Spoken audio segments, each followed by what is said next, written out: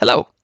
Before I answer this very important question, I just want to let you know that the fourth answer to this question completely crushes a myth that's associated with how to go about doing this that will save you both time and money, so you're going to want to stick around for that. Now let's get right into it. What are the best methods for self-published authors to get the attention of a literary agent or a publishing house? This is a question that was asked to me today, and I understand completely why they asked this question.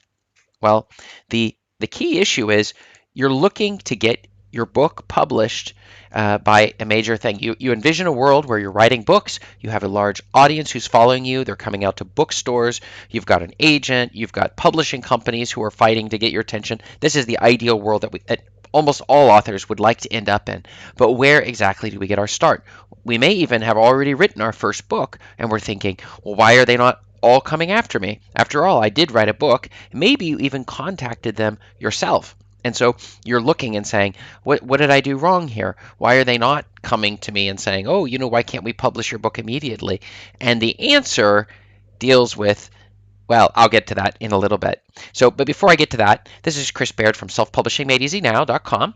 Go ahead and hit the subscribe bell, like, or comment if you would like me to make more videos like this one. And in addition, in the description below, you'll find my free self-publishing secrets checklist that will help you sell, both create. I've used it to create 170 books and also sell more books if you're following the steps. So make sure you check that out below in the comments. But let's get right into it. So for my own story, when I first started publishing, I just didn't even realize it was even possible. I knew, of course, it's incredibly difficult to get picked up by a major publishing house. And after I started listening to podcasts and reading many books and all these sorts of things, I began to understand that the profit margins are actually pretty low for when you actually publish a book through a publishing house at about 10%. Whereas if you're publishing Kindle books, you're going to make 70% of the profit. And so that impacted me and made me realize that what am I even thinking? Why would I even want to go through a major publishing house? So I have never actually been tempted. But I understand that for many people, as long as you're just self-publishing, it's like, well, am I really an author? I mean, I personally have sold thousands and thousands of books under my own name, books that I've written. Do I feel like an author? Yeah, I guess at one level, but maybe if I had published under a major author title and there were hundreds and books being sold through the local bookstore, that would make me feel a little differently, and other people also. So it does have an impact there. Want to be a New York Times bestseller or something like that, then perhaps we would want to go that route. However, that is not something that I personally have desired to do, but I can completely understand why you, as an author, may wish to go that route, or at least have the option open. The great part is that you can do both at the same time. Now let's get right on into the answers. So your first answer is, we need to, if we want to get these people to get in touch with us, these houses, the publishing houses, or the other, which would be the literary agents, the first thing we're going to do is we're going to build up a following. They want to know that if they sell our book, it's going to make money. That's the issue.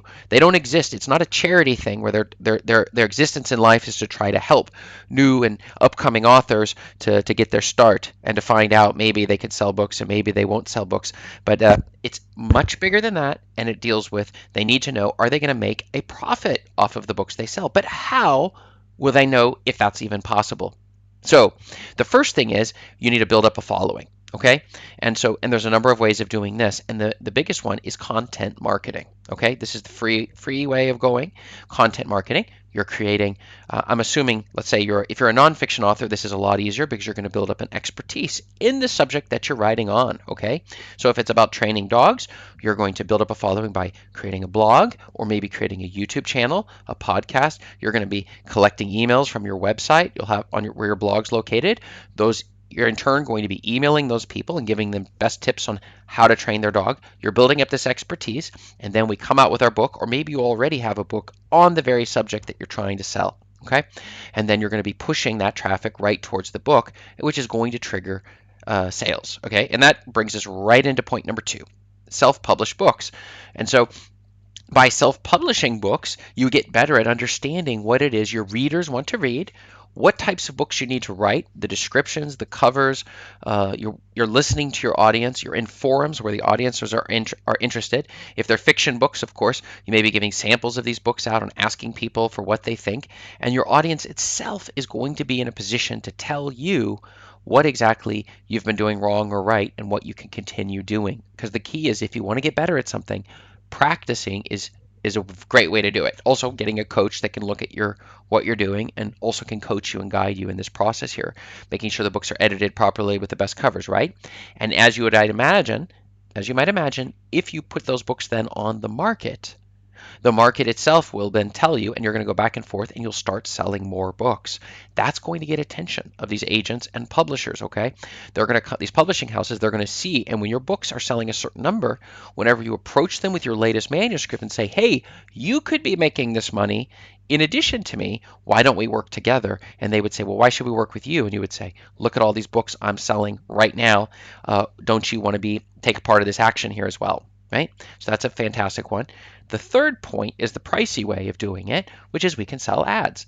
We can not sell, but buy ads and pushing people towards, again, back to our content marketing, to our blogs, getting them on our email list, informing them of the books that we already have available, right? And selling books this way. Okay. Now I also, of course, run ads, but not Facebook, but Amazon ads. That's in fact, that's the key to winning the Amazon game is you have to have ads. But we're going to have ads, but you can use ads in order just to also drive traffic to your website and to your blog or to YouTube and things like that. So if you've got a large bankroll, well, then you can use that in order to drive that traffic. That will also get attention of the agents because they're going to see it. And the fourth point, as I told you from the beginning, as I hinted at the beginning, this is the top myth. The idea is that if you have a lot of Facebook followers or Instagram or Twitter or these sorts of things, that somehow the agents are going to say, oh, you must be able to sell books. And this is the tricky part. Just because you have a lot of followers does not mean those people are willing to open up their wallets and buy your books or products. In fact, many times there's many who don't even understand the concept of sales. They maybe have the audience because they've done this or that to get attention, with whatever, funny cat videos or something, but that doesn't tell us. Or maybe people like seeing your personal life, and you mentioned you're an author, but in terms of, does that mean that your books are going to sell? And the answer to that is usually no. The best way to know if you're able to sell books or if people want to buy your content is to see exactly how much time these people are investing, how much traffic is coming to your website, how many people are downloading your free book samples, how many people are buying your existing books. And that's one reason why by self-publishing books, we're best able to get publishing houses to decide, yes, we definitely want to take a chance, because what kind of chance would it really honestly be taking? These people have already shown that they're selling books. They can verify it for themselves. It's not just large followings. But don't get me wrong, the followings are also good so that these publishing houses would see that you have a following. And often people who have blogs and they've got a following and they've got this YouTube channel, the publishing houses approach them and say, we would love to have a deal with you in order to publish something. Have you ever wondered why sports stars and musicians, they suddenly come out with books? They even have people ghostwrite them because the publishing houses understand it's not because they're great writers, but because they're going to be able to publish books that people will buy. They are celebrities. They're people who are known, and so they're able to use that focus that they can hold of people in order to push the books that they're going to sell. And these publishing houses have no risk associated with that, or very minimal risk. Okay, so why don't you tell me what you have found and check up above for my latest videos that will answer your self-publishing questions. Thanks.